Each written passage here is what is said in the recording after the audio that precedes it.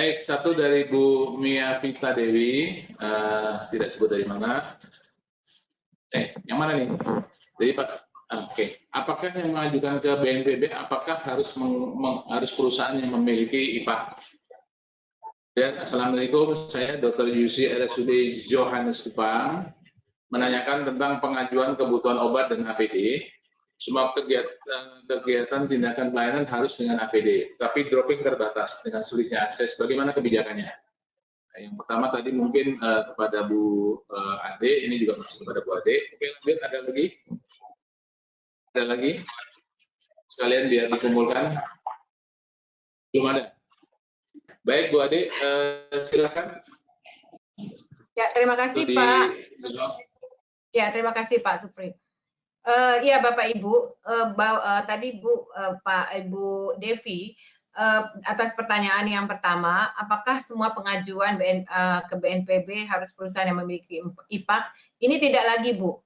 Dengan adanya relaksasi relaksasi dengan Permenkes 07 tahun 2020 dan Kepmen nomor 218, maka semua produk-produk yang dibutuhkan untuk penanganan COVID boleh diekspor, baik untuk donasi maupun untuk komersial oleh siapa saja, baik perorangan maupun perusahaan, itu diperbolehkan. Tidak memiliki IPAK atau memiliki IPAK itu diperbolehkan.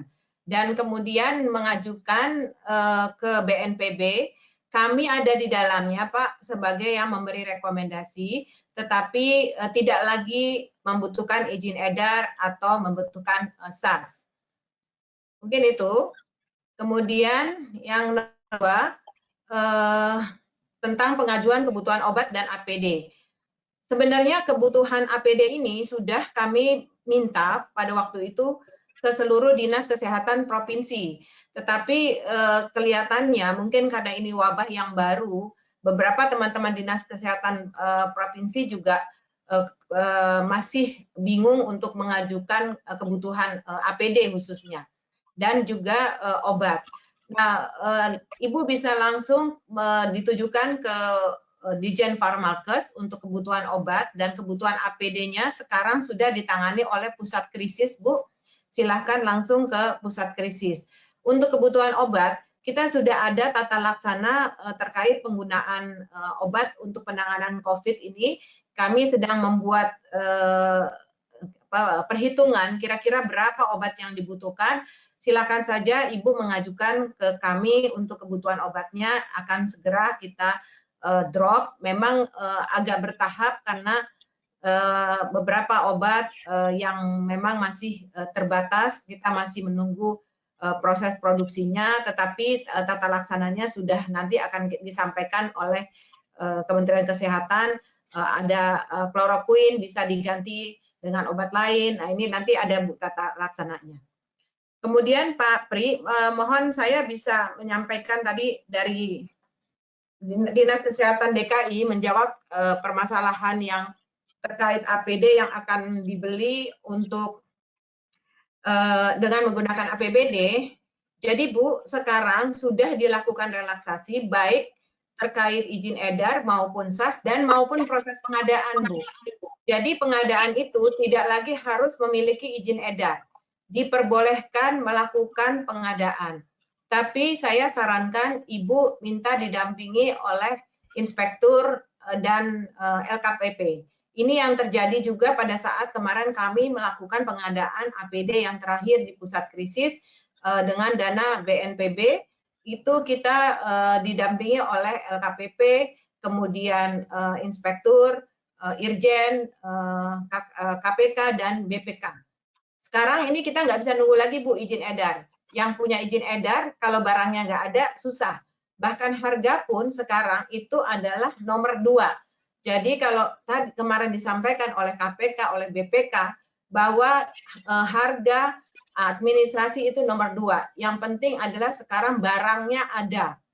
Nah nanti proses bisa belakangan. Yang penting tidak ada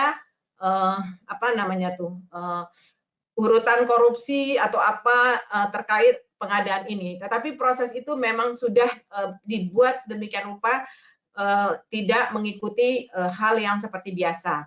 Tidak ada lagi Bu masuk ke dalam e-katalog karena registrasi aja tidak dikeluarkan sampai periode ke tanggal 30 Juni itu semua barang tidak yang terkait COVID tidak memiliki izin edar.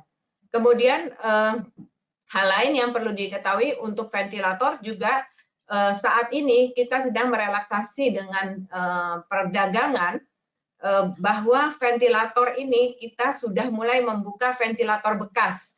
Karena ventilator baru itu sudah tidak ada lagi di seluruh dunia karena sudah habis, sehingga kita mulai menerima ventilator bekas.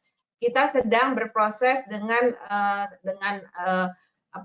akademi di sini UI, UGM, termasuk ITB sedang membuat ventilator bekerja sama dengan perusahaan mobil, tetapi tidak tahu kapan selesainya, sehingga ini harus ada langkah-langkah cepat, kalau tidak ini nggak akan bisa terselesaikan. Jadi seperti itu, Bu. Terima kasih, Pak.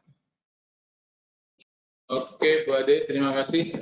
Saya kalau boleh menambahkan, Bu Ade, yang pertama, apa bisa disampaikan tentang payung regulasinya, bahwa ada relaksasi atau kebijakan khusus dalam LKPP, karena ini tadi juga yang disinggung oleh menanyakan lagi yang tadi disinggung Pak Randi, seberapa jauh dengan relaksasi ini, dengan kemudahan-kemudahan ini, quality control dan aspek keselamatan tetap terjaga, karena sedemikian banyak beredar aneh ragam tanpa ada identitas yang jelas.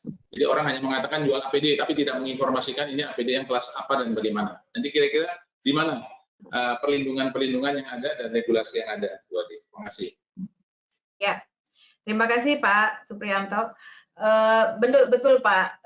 Mungkin kita harus melihatnya bahwa kita harus menerima bahwa ini keadaan yang luar biasa ya Pak, sehingga ya bukan kita bilang quality control gitu yang harus diabaikan, tetapi setiap kali ada proses yang menghambat ini yang harus dilalui dan membutuhkan waktu, ini dijadikan suatu statement bahwa itu adalah suatu hambatan gitu loh Pak.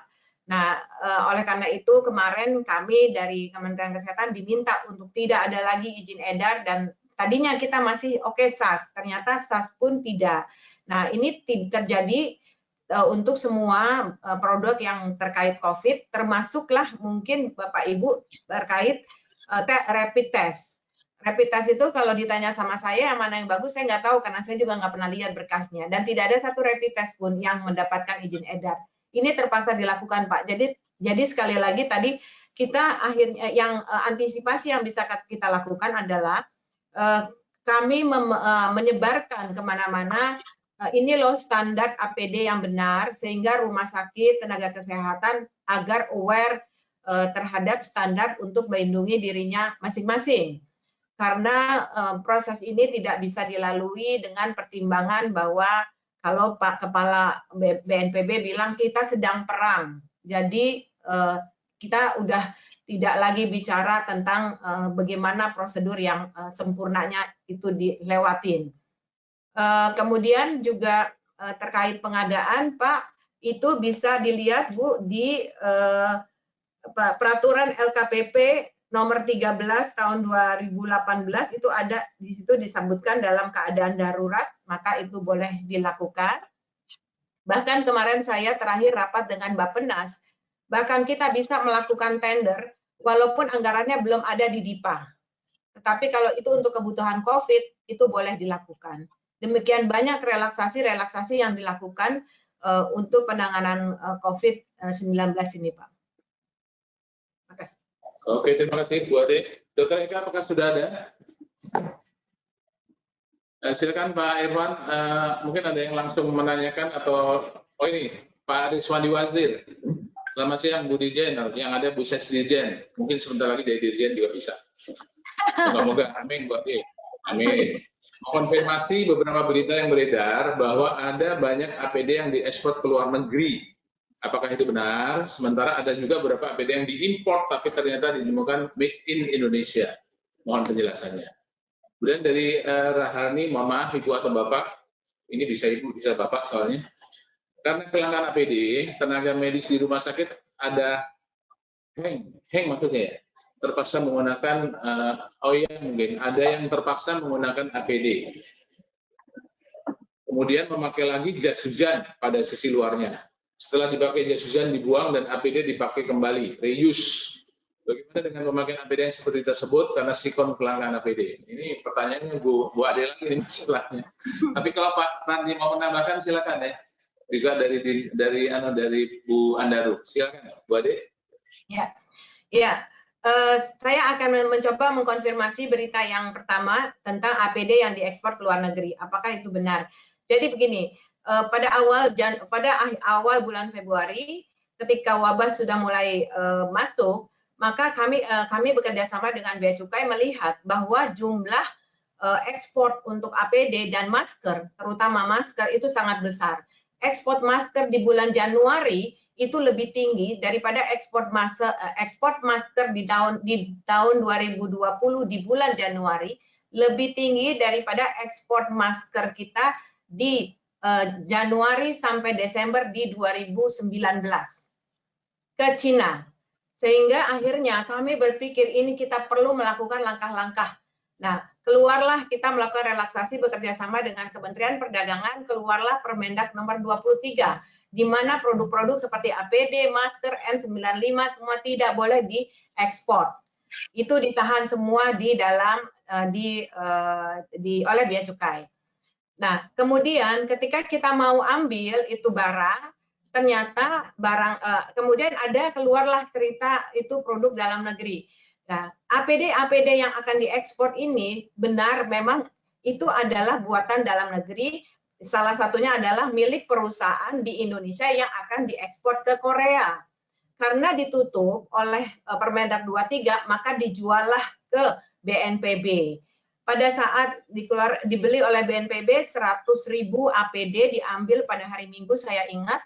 Hari Senin atau hari Selasa diumumkanlah oleh Bapak Presiden bahwa ada APD yang diserahkan ke DKI 40.000, ke Jawa Tengah berapa, saya nggak hafal semuanya Pak.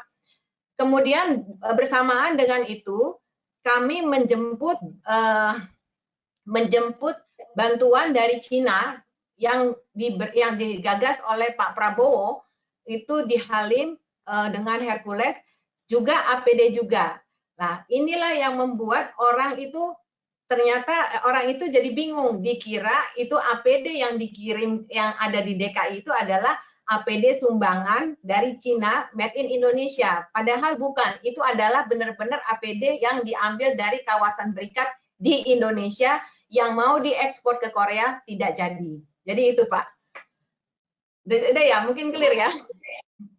Jadi bukan ternyata memang dia made in Indonesia, mau diekspor ke Korea nggak bisa. Itu dibeli dengan uang APBN.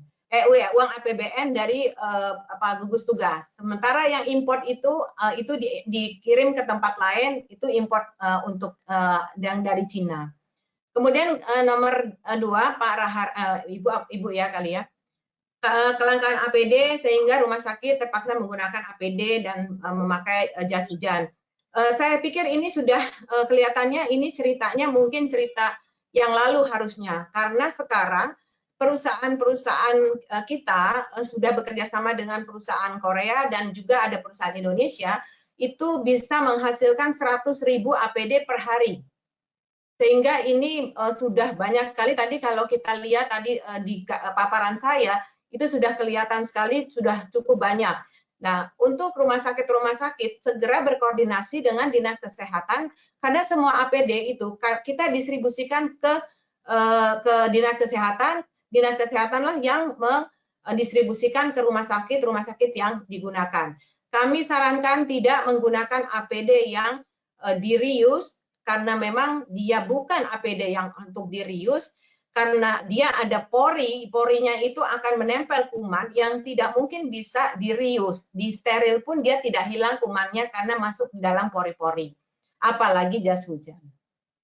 Demikian, Pak. Terima kasih. Pak Randi ada tambahan? Pak Randi ada tambahan? Ya, mungkin boleh sedikit Pak Supriyantoro. Jadi memang saya menambahkan apa yang sudah disampaikan Bu Sesdicien, Bu Ade, bahwa memang Untuk reuse itu sebenarnya harus hati-hati karena semua barang alat kesehatan yang di reuse harusnya itu harus mengikuti standar bagaimana melakukan reuse-nya tersebut. Jadi mengapa ada barang-barang yang memang dikatakan harus disposable, karena artinya memang sudah harus dipakai sekali, dan kalau mau di-reuse itu belum ada standar untuk melakukan reuse-nya. Sedangkan beberapa alat kesehatan yang bisa di-reuse karena memang ada standar untuk melakukan reuse-nya, sehingga hasil reuse-nya itu akan sama seperti produk barunya. Jadi memang dalam hal ini harus hati-hati untuk memakai APD yang di-reuse. Saya kira karena belum ada standarnya, kalau memang ada barangnya dan sudah cukup, sebaiknya dihindari memakai reuse. Menurut saya itu. Terima kasih, Pak. Terima kasih, Pak Randi. Bu Andaro, ada tambahan? Terima kasih Dr. Supriyantoro dan semua Bapak Ibu untuk mengomentari yang reuse tadi. Saya setuju sekali dengan pernyataan Pak Randi dan Bu Ade. Harusnya tidak ada lagi ya Bu Ade. Jadi kita proaktif lah, proaktif untuk mengkomunikasikan kebutuhan alat pelindung diri di Vaskes masing-masing ke Dinas Kesehatan. Pengelolaannya ada di BNPB daerah dan di Dinas Kesehatan. Untuk mereuse APD seperti yang disampaikan Bapak atau Ibu Raharni ini sangat berbahaya. Saya setuju. Kalau misalnya jas hujannya langsung dibuang, oke. Tetapi yang direuse yang di dalam itu hati-hati, sangat berbahaya. Lebih bagus tidak usah pakai APD, langsung jas hujannya dibuang, pakaiannya direndam air panas, kemudian dicuci deterjen khusus, terpisah dari yang lain, terus kita mandi. Itu lebih aman. Mungkin itu tambahan dari saya. Terima kasih. Bu Andaro, sekalian saya mau konfirmasi nih. Tadi kan dijelaskan bahwa produksi sekarang APD sudah ratusan ribu per hari. Sardito sendiri mengalami kesulitan nggak dengan stok APD 1-2 bulan ke depan? Ketebalannya itu berapa? Data kami ada dalam posisi terbatas, tetapi alokasi untuk adanya suplai stok itu tetap terbuka. Jadi kita mengajukan, kemudian banyak donasi juga yang masih akan datang, sehingga relatif aman, tetapi memang garis bawahnya adalah untuk N95. N95 yang kebutuhan APD tingkat 3 di Sardito per hari berapa rata-rata, Bu? Kira-kira. Ya. Hampir 600 hari, hampir 600 pieces packs. Tingkat 3 ya? Tingkat 3 ya? Iya. Oke, terima kasih. Karena begini, semua tindakan aerosol itu kita amankan, Pak Supri. Oke. Yeah. Terima kasih, Bu Andaro. Pak Irfan, Pak Eka sudah ada belum ya? Pak Eka, ya, Pak Irfan. Selamat siang, Pak. Silakan, Dok. Selamat siang, Bapak Ibu sekalian. Mohon maaf, tadi ada kesalahan teknis. Kami dari ID Jawa Barat sudah mendengarkan tadi apa yang disampaikan semua panelis, semua narasumber. Yang ingin kami sampaikan dalam waktu yang mungkin sudah singkat ini, yaitu langsung saja mengenai APD, Pak. Kebetulan kami membawahi 26 kota kabupaten se-Jawa Barat dengan RSUD rujukan 34, rujukan lain 8, lain 24, lain 2. Dan hampir setiap hari kami menerima, kalau boleh itu dikatakan keluhan atau laporan mengenai tetap saja masalah APD, Bu. Baik itu masker maupun coverall. Jadi apa yang disampaikan tadi oleh Bapak Ibu sekalian, kemudian juga tadi ada dikatakan distribusi sudah sampai 400 atau sampai 500 ribu, mungkin mohon saja dicek and recheck kembali ke lapangan bagaimana distribusinya, apakah ini terkait dengan birokrasi, sehingga teman-teman dokter di garis depan, di RSUD rujukan, kota kabupaten, masih juga sekarang masih mengeluh mengenai kelangkaan atau ketidaksediaan APD ini, Bapak Ibu sekalian. Bahkan dari sekretaris daerah kota kabupaten saja sampai menelpon kami langsung karena mereka maaf saja menjerit mengenai kelangkaan coverall maupun masker. Terakhir kemarin kami dihubungi oleh Rumah Sakit Cibabat Cimahi karena mereka sudah sama sekali tidak ada APD-nya maupun sementara pelayanan jalan terus. Jadi yang ingin kami sampaikan di sini, apresiasi dengan apa yang disampaikan Bapak Ibu sekalian tadi oleh Pak Randi dari GaskesLab maupun dari Kemenkes, tapi kiranya mohon perhatian lagi bagaimana yang ratusan ribu APD itu dapat segera diterima oleh teman sejawat kami, dokter-dokter di garis depan, di RSUD rujukan di kota maupun di kabupaten. Seperti diketahui, kebutuhan APD untuk Jawa Barat paling sedikit 35.000 APD. Sedangkan kami kemarin baru mendistribusikan ke 26 kota kabupaten termasuk RSAS hanya bisa menyalurkan 100 bahkan kurang. Karena kami pun ini membantu juga instansi pemerintah dalam hal ini Dinkes Provinsi untuk bantuan APD ini. Jadi sekali lagi kami hanya bisa menyampaikan apa yang terjadi praktis di lapangan yang dirasakan oleh teman-teman dokter, Bu. Kalau misalnya sampai minggu depan jadi ada 30 dokter yang meninggal, sekarang 24, mudah-mudahan jangan sampai, Bu. Karena kelihatannya kemarin Bapak Ibu sekalian juga tahu ada dokter spesialis THT yang prakteknya hanya pakai jas hujan. Tentu ini sangat memprihatinkan. Mudah-mudahan ini tidak terjadi lagi. Jadi tidak banyak yang ingin kami sampaikan, Bu, bahwa mengenai APD, terutama coverall dan masker, ini kalau bisa jangan sampai ya dikeluhkan lagi oleh teman-teman dokter di lapangan. Kalau bisa di kebutuhannya sampai tidak terbatas, kalau menurut kami, sehingga jangan sampai tiap hari lagi ada yang dokter-dokter yang menghubungi kami karena kelangkaan APD ini. Jadi mungkin itu saja, Bu, Bapak Ibu sekalian.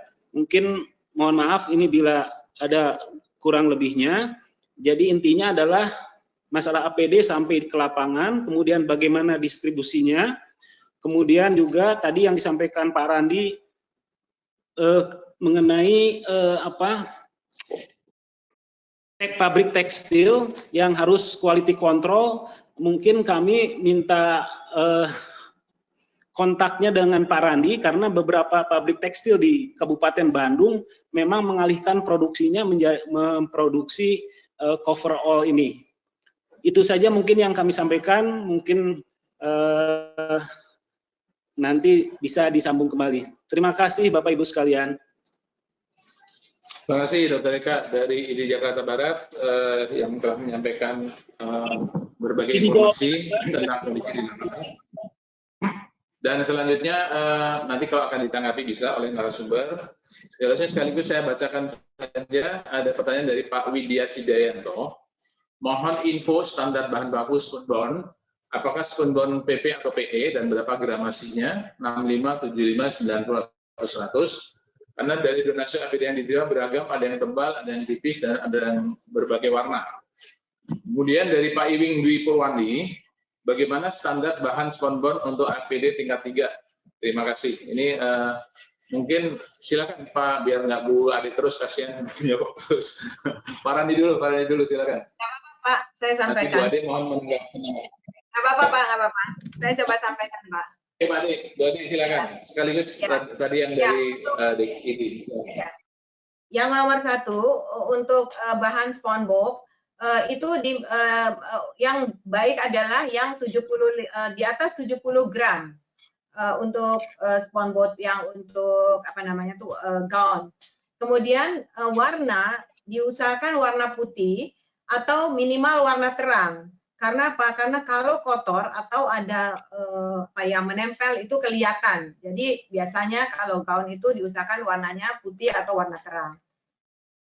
Mungkin standar spunbond untuk APD tingkat 3 tadi udah ya Pak ya, tadi sudah saya sampaikan di paparan.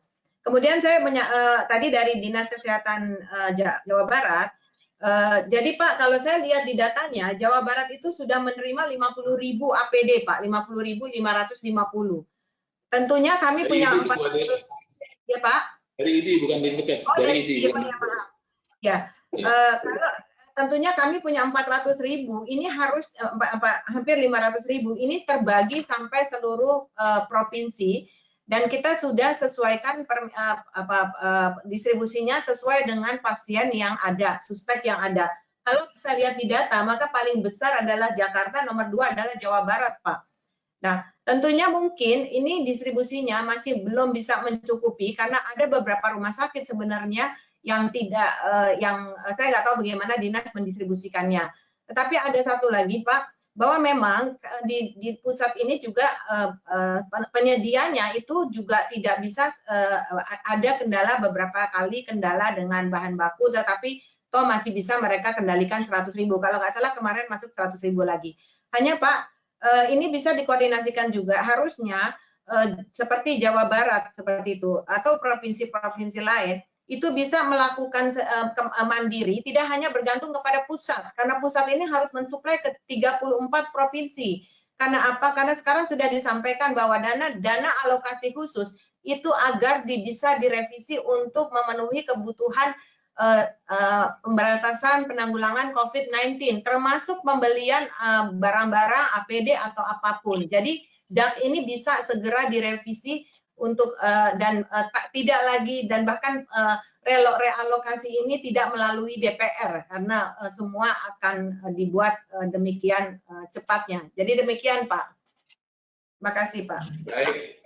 Terima kasih Bu Ade. Waktunya jam 3. Pak Irfan, di close atau masih ada waktu? Halo Pak Irfan. Ya, silakan Pak. Mungkin masih ada nggak penanya lewat chatting? banyak Pak. Untuk banyak sekali. Dari live. Oke, terakhir ini saya ingin bertanya kepada Bu Ade. Nah, Bu Ade lagi. Sebelumnya Ibu mengatakan bahwa untuk tenaga kesehatan tingkat 2 perlu pakai APD yang non medis. Jika seperti itu, apakah APD non medis memiliki standar sendiri, Bu?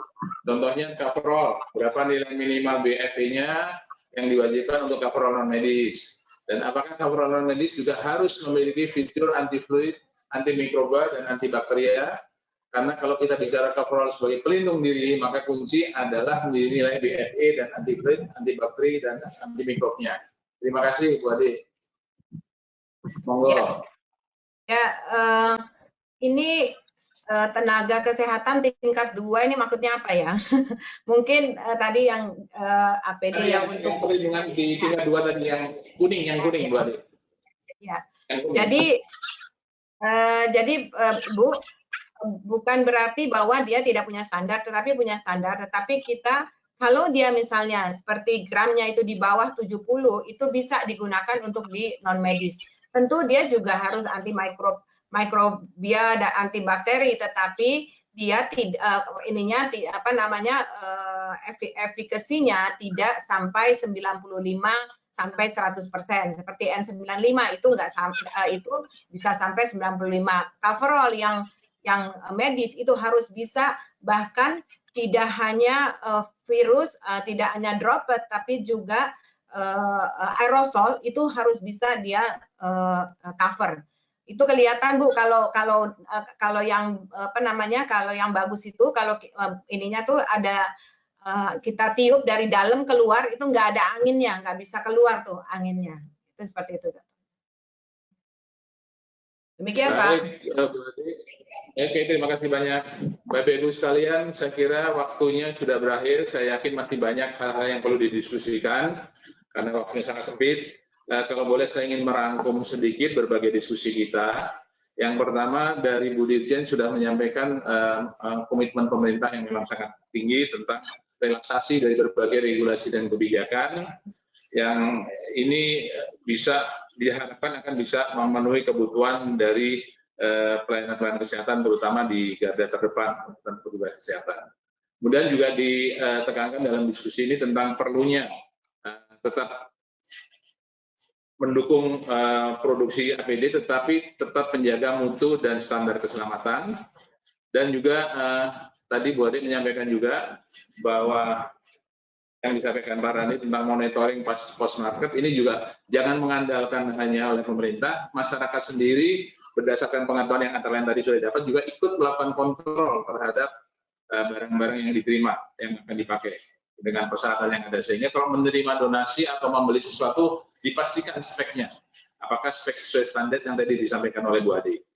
Yang berikutnya tentang sudah tingginya tingkat kapasitas produksi, semoga ini bisa mencukupi kebutuhan APD dan upaya-upaya dari Vaskes untuk melakukan pengendalian infeksi sudah dicontohkan oleh Rumah Sakit Sadito. Demikian secara garis besar Bapak Ibu sekalian, dan dari sekilas tadi kita lihat di satu sisi dari pemerintah sudah melihat adanya produksi yang cukup dan sudah terdistribusi, tapi di sisi lain dari tingkat pengguna, baik sekilas yang disampaikan Pak Randi atau ID, ada kesenjangan informasi di mana jumlah yang di lapangan ternyata dirasakan kurang. Untuk itu memang kami akan lanjutkan serial ini pada hari Kamis, di mana kita akan membahas lebih pada faktor sistem informasi. Dan silakan Bapak Ibu ikuti serial 4 yang akan kami selenggarakan pada hari Kamis jam 1 sampai jam 3 tentang bagaimana mewujudkan sistem informasi manajemen COVID-19 yang terintegrasi berbasis IT dan Big Data dengan narasumber Kapus Datin, Kemenkes RI, ada juga Prof. Suhono, Harta Supangkat, ada Pak Komang dari Telkom, dan ada pembahasan juga Kepala Pusat Riset Kesehatan dan juga Prof. Laksono. Diharapkan kita bisa lebih melihat lagi bagaimana solusinya agar lack of information ini bisa teratasi. Demikian Bapak Ibu sekalian, terima kasih banyak khususnya kepada Ibu Dirjen yang sudah memerlukan waktu, juga kepada Bu Sesdijen Farmakes, Wade, Pak Sekjen, ini para Sekjen ini, Pak Sekjen Gakeslah Pak Randi, dan demikian juga Ketua PPI Sadito Bu Andaru, serta para penanggap dari Dinas Kesehatan Bu Ani dan Pak Dr. Eka dari ID Tangerang kalau nggak salah ya, atau Jakarta Barat, sorry. Dan juga terima kasih kepada seluruh peserta yang sudah memberikan masukan, tanggapan, pertanyaan. Moga-moga bermanfaat, dan untuk selanjutnya mari kita bersama-sama bergandengan tangan tetap mendukung program pemerintah dan mengisi fase kekosongan sehingga kita bisa mengatasi pandemi COVID ini secara cepat dan tanpa harus menimbulkan korban terlalu banyak, terutama di petugas kesehatan. Sekian, terima kasih. Wassalamualaikum warahmatullahi wabarakatuh. Selamat sore, dan sampai ketemu pada serial webinar hari Kamis tanggal 9 April jam 13.